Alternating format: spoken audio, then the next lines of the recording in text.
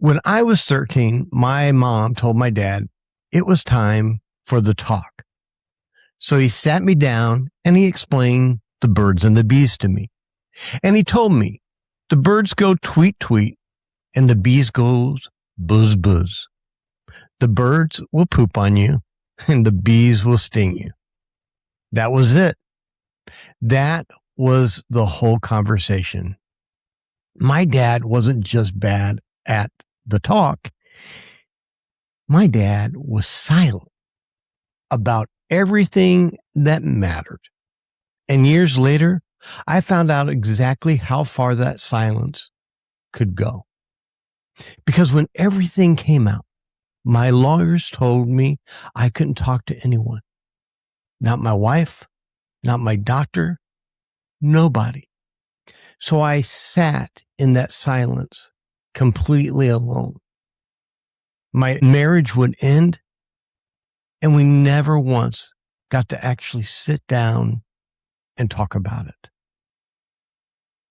If you ever felt like you can't quite measure up to your dad or to God, stay with me. For men chasing purpose over comfort, this is the Intentional Guy podcast. I'm Michael Chestnut. This is the Intentional Guy. And today it's just me and you. Growing up, my dad was a pastor. And here's the thing nobody tells you about growing up a preacher's kid.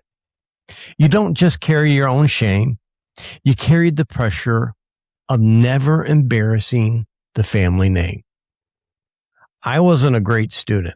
And instead of my dad sitting with me in that, he teased me about my grades in front of church members.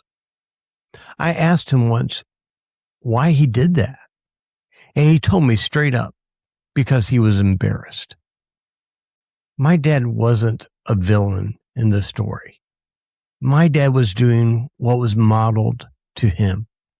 He was the oldest of a very big family. And my grandparents were hard on him, not because they didn't love him, they did, but because they believed criticism built character.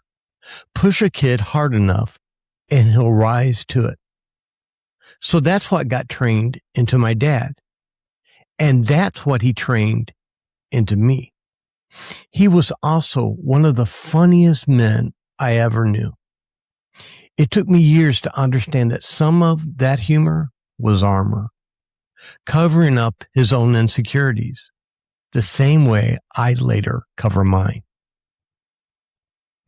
Proverbs 22:6 says, "Train up a child in the way he should go, and when he is old, he will not depart from it."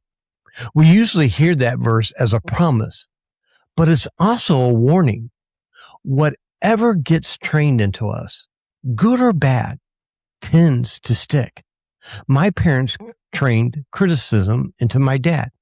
My dad trained it into me, and I've had to fight to train something different into my own kids. That's how I ended up building my whole understanding of my Heavenly Father, out of a chain of imperfect earthly training, going back further than just my dad. If Dad's disappointed, God must be disappointed. If Dad's embarrassed of me, God must be embarrassed of me too. And I don't think my dad ever knew that's what he was passing down. So when it came time to talk to me about pornography, about sex, about the stuff that actually would have protected me, nothing. Birds and bees, tweet, tweet, buzz, buzz.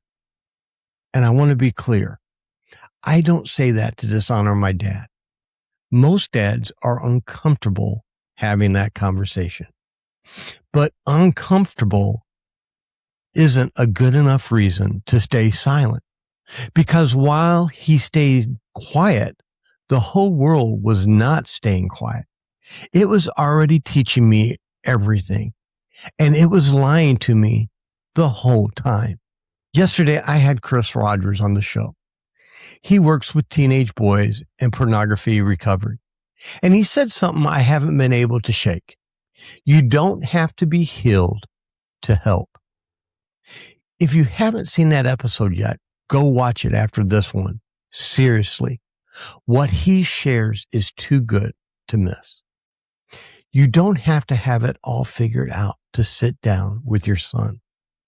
You don't have to be unembarrassed, unashamed, unbroken.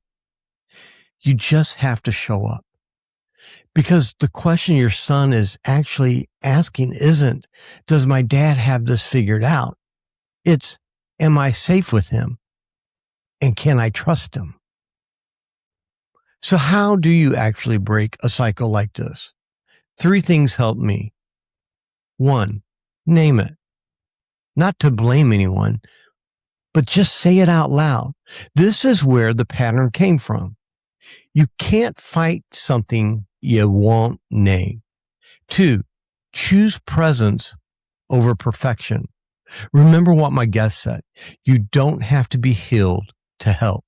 You don't need the perfect word. Your son doesn't need a finished man. He needs a present one. 3, have one real conversation. It doesn't have to be the birds and the bee version of a conversation, but a real one. This week, not someday. If your son is struggling right now, and statistically, he probably is or will, would he tell you? Would he even know he could? And if you're the one still carrying shame from your own dad silent, don't carry that alone. Find a Celebrate Recovery near you. Take one step today. Let's get coffee. Let me be your brother. Let me walk beside you. And until next time, just keep being intentional.